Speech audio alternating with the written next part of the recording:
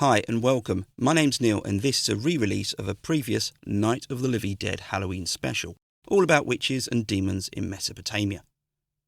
If you follow me on Twitter or Instagram, I recently put up a poll and this topic came out as the winner, that is to say, the episode that you wanted re-released.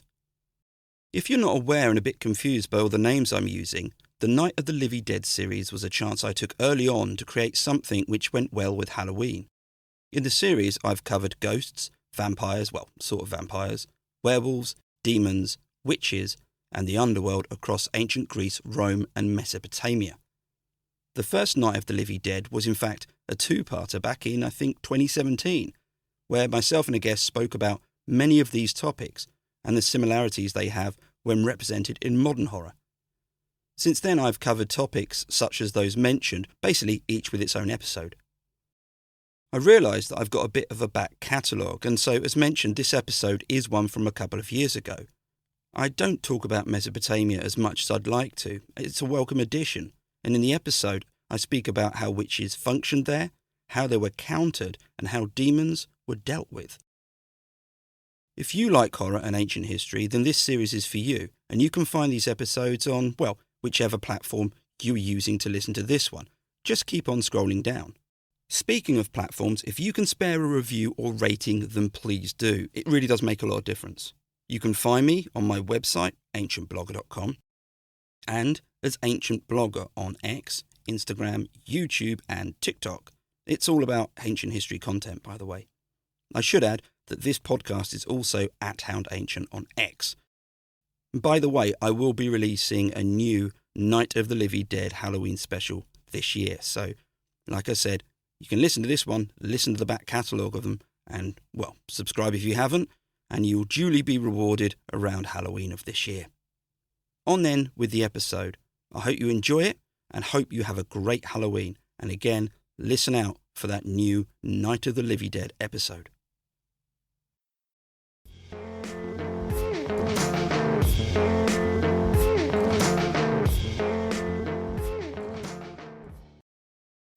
Mesopotamia is an ancient Greek word for the land between two rivers, the rivers in question being the Tigris and Euphrates, and so Mesopotamia largely relates to modern-day Iraq, but is also eastern Syria and southeastern Turkey. It was here that cities developed, small communities evolving into complex urban centres. By the end of the 3rd millennia BC, these are estimated to have held 90% of the population of Mesopotamia. But Mesopotamia wasn't a monolithic culture. It was a set of vibrant, smaller cultures which fed into a sometimes bewildering, overarching one. There were shared values and commonalities, but there were also differences. Empires here waxed and waned, with different peoples and cities assuming prominence at various times.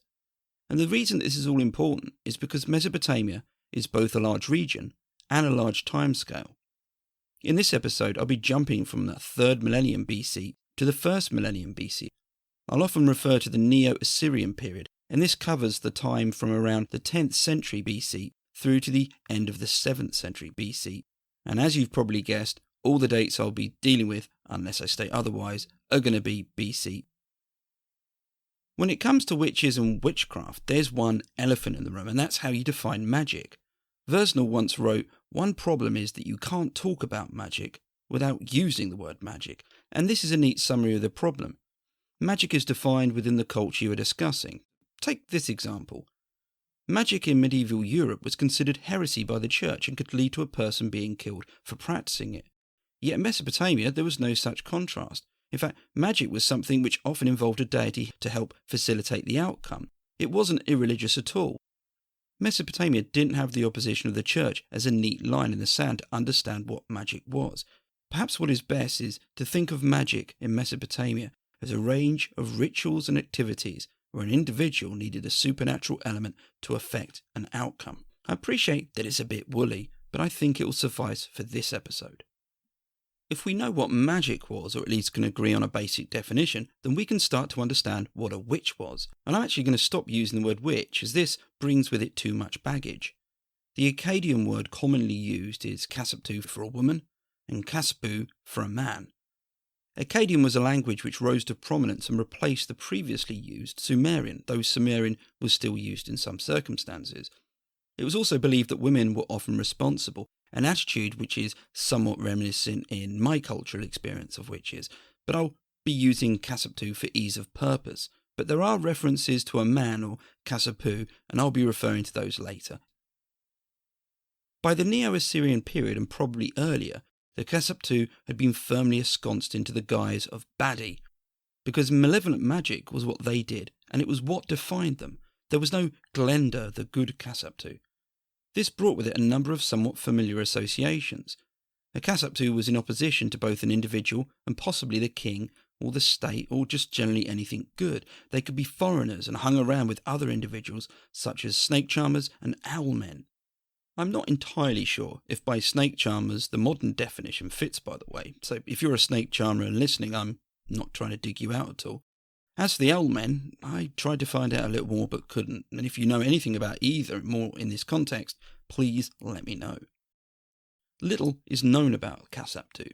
There's no surviving spell book or account left by one that we have, and perhaps that's not too much of a surprise, but we can learn about them from the anti-witchcraft rituals which have survived and largely date from the Neo-Assyrian period.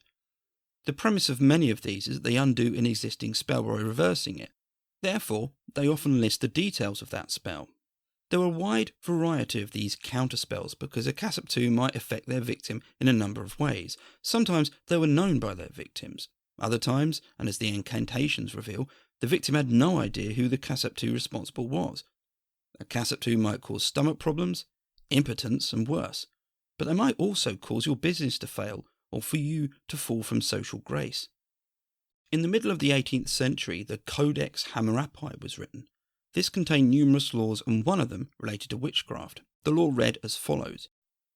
If a man has brought a charge of sorcery against another man, but has not proved it by means of witnesses, the one against whom the charge of sorcery was brought will go to the river of the ordeal, and undergo the river ordeal, and, if the river overcomes him, his accuser shall take over his house. If the river ordeal clears the man and he comes out safely, the one who brought the charge of sorcery shall be put to death. He who leapt in the holy river shall take over the house of his accuser. The only people referred to here are men, but it could be that's because it was a man who might have employed the kasaptu, or it could also be that the man himself was a kasapu. What stands out to me is how it placed responsibility on the prosecutor, as he could lose everything. Perhaps this was a check and balance to prevent mass accusations. It's not entirely clear what the river ordeal was. A temptation might be to think of how witches were identified in medieval Europe by being put in a river or pond. If they floated, they were guilty, and if they sank, they drowned. But they were innocent. But here, it's not clear that the act of being in a river was going to kill the person. More, that it allowed judgment in some fashion. And the notion of an ordeal as a way of discerning truth existed in other legal cases, not just those concerning witchcraft. Water crops up a few times when discussing witchcraft, as you'll hear, and a river forms a backdrop to a magical competition in a Sumerian epic called Enmerkar and Enshukistan. In it, a sorcerer, the word here is Masmas or Masmasu, travels to a town and casts a spell which prevents the cows and goats from giving milk. Luckily though, a woman called Sagbura saves the day. Sagburu and the sorcerer compete in a magical fishing competition. The sorcerer throws bait into the river and catches a carp. Sagburu pulls an eagle from the river, which takes the carp. In the next round, the sorcerer pulls a lamb from the river, and Sagburu pulls a wolf, which takes the lamb. This pattern continues before the Masmas or sorcerer gives up. He's then killed by Sagburu and thrown in the river.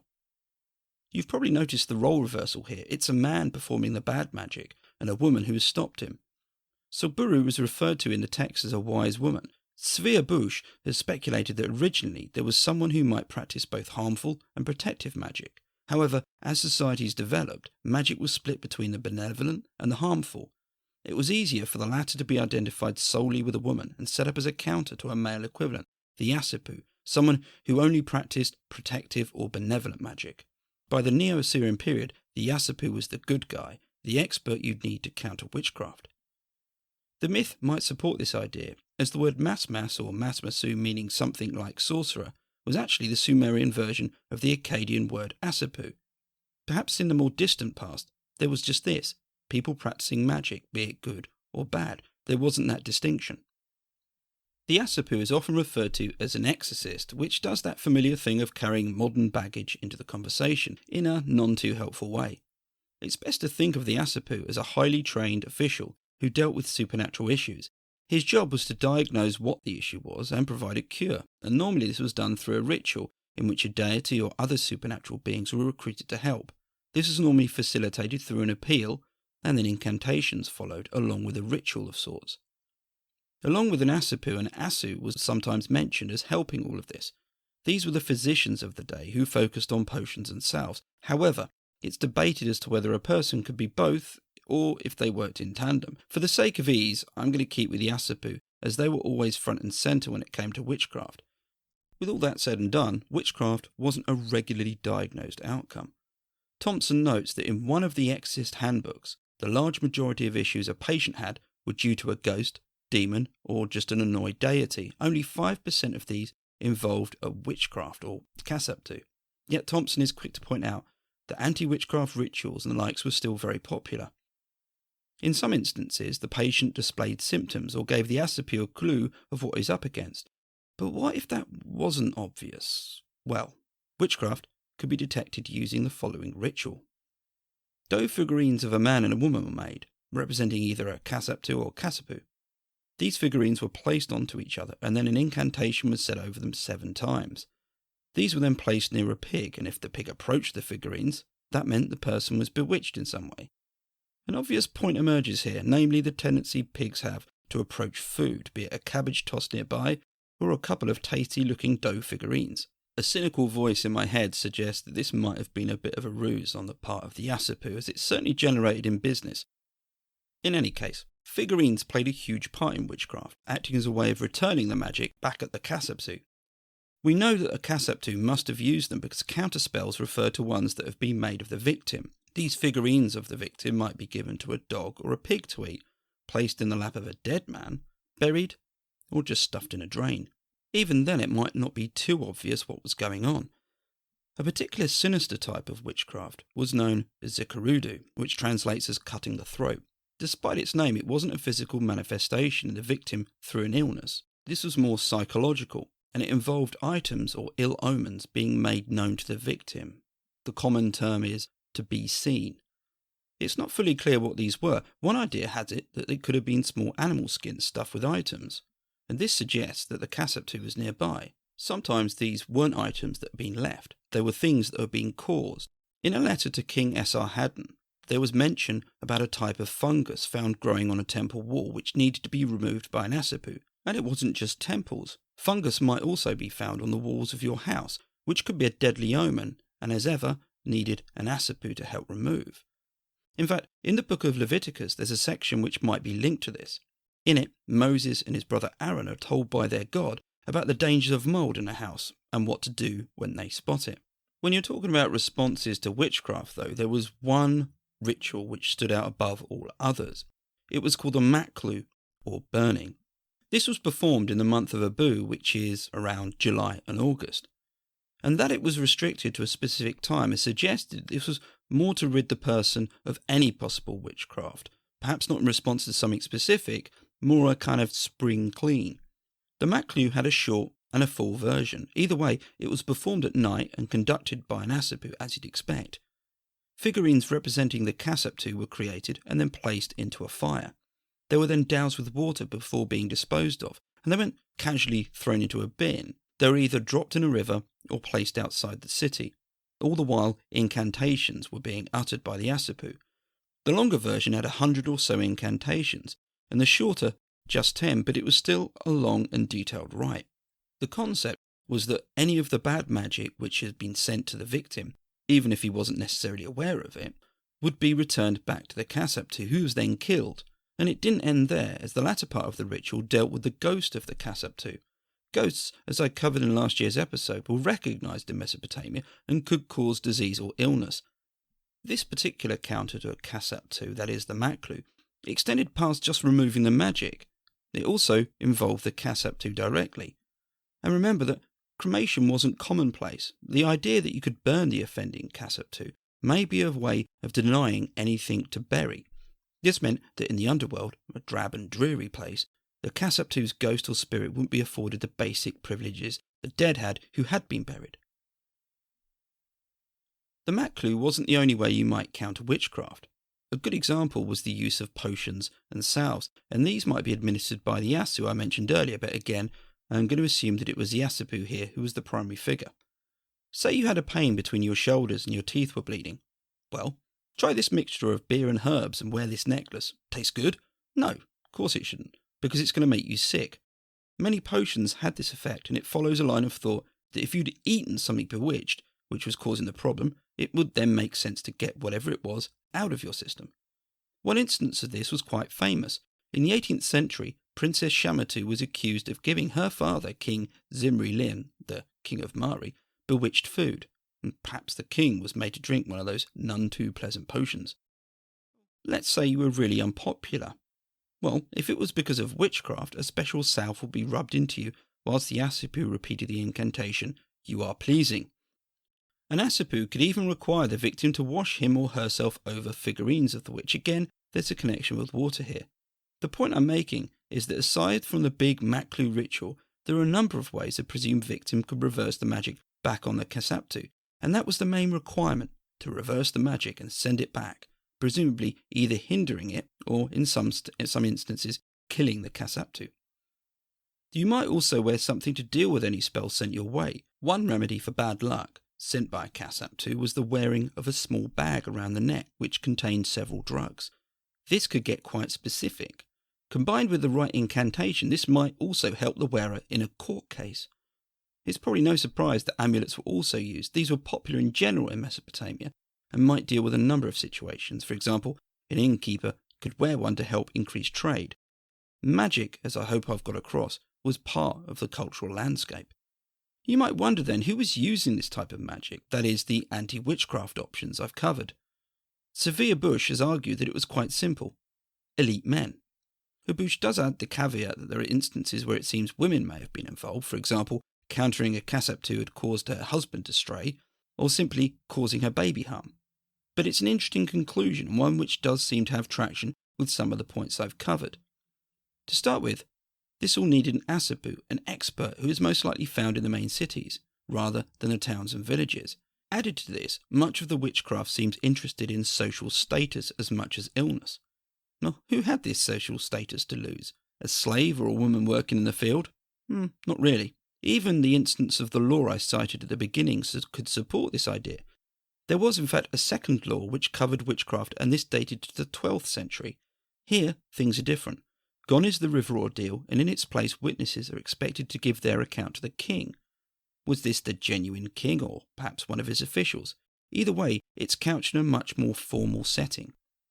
A Kasaptu may have been more of a threat and perhaps a treatable one if you were a rich man in Mesopotamia. The response to a Kasaptu often followed a particular pattern. That is, an Asipu would come along, there'd be figurines used, incantations, and then hopefully the spell sent back to the Kasaptu. But what if this wasn't an option? What if you were dealing with something which couldn't be killed? The religious landscape of Mesopotamia was a crowded place, to say the least. There were gods aplenty, as well as many demons. And when I refer to demons, I'm using, much like the word witch, an imported word. Demon comes from a Greek word which translated roughly as spirit, and much like witch, it comes with its own biases and baggage. The words often used for demon are udug and utuku, but as you'll hear, this can get quite complex, so I'm going to stick with the word demon and start with a point which is crucial in making sense of what a demon was and wasn't. In the city of Assur, a box was found under a house. In it was a plaque depicting the god Lamu. It was deliberately placed in the foundations, and this connects with Lamu's association as a protective deity. This idea to have something in or under a house, or perhaps on a house, resonates today. I remember horseshoes on houses as a kid, though I don't see as many now. And I imagine that there are various versions of this all around the world in all the different cultures. But what's of note was the inscription on the arms of Lamu. It read, "Get out, evil demon," and "Come in, good demon." This seems like a weird qualifier to have, but it represented the nature of demons in Mesopotamia. They were largely neither good or bad. And though there are exceptions, and I'll come to one shortly, demons went around their business and humanity had to deal with the consequences. Constantopoulos sums them up nicely as agents of chaos.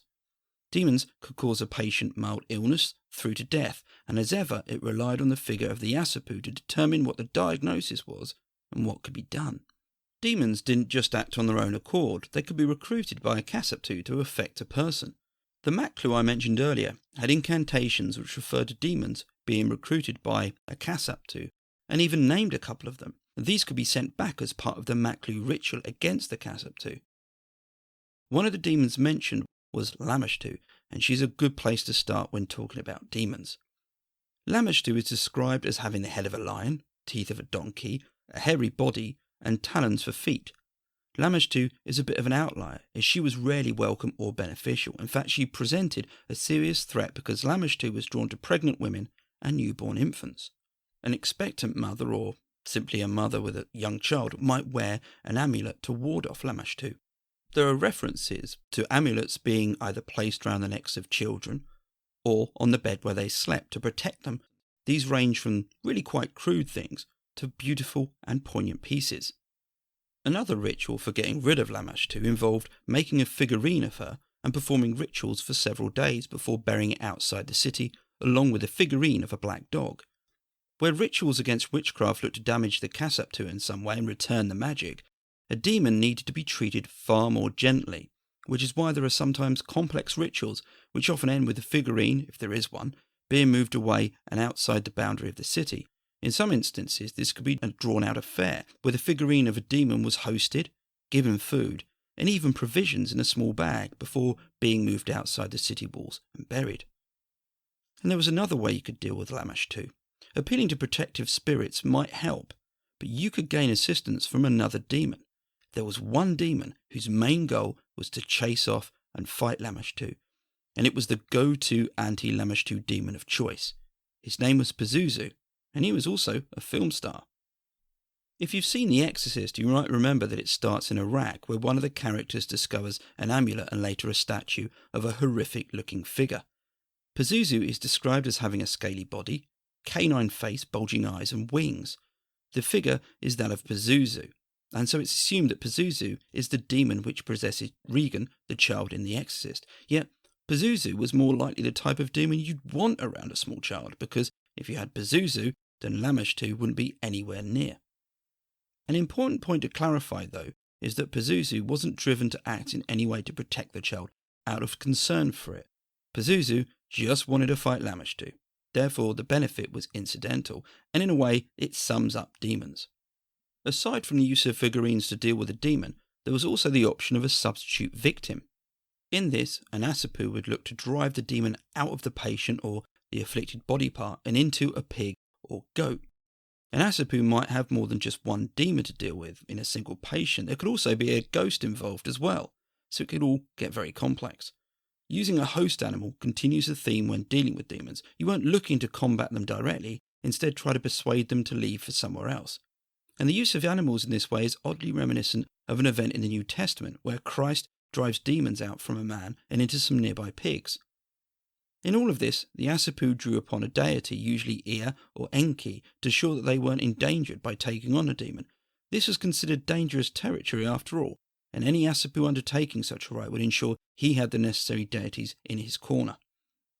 Demons weren't just meddling in the affairs of humans. A famous myth called the Descent of Ishtar involves the goddess Ishtar descending into the underworld. This was no mean thing, you just didn't wander down there, and Ishtar has to pass through 7 gates before she's granted an audience with her sister, the fantastically named Ereshkigal, the queen of the underworld. Just so you know, the underworld wasn't a nice place. To use the word bleak would be an understatement. In fact, when Ishtar turns up, Ereshkigal is curious as to why anyone would bother. She reminds her sister just how dour things are down there when she comments, "Instead of bread, I eat clay. Instead of beer, I drink muddy water." When Ishtar returned to the world of the living, it came with a condition. She needed to find someone to take her place in the underworld, because people generally didn't come back from there.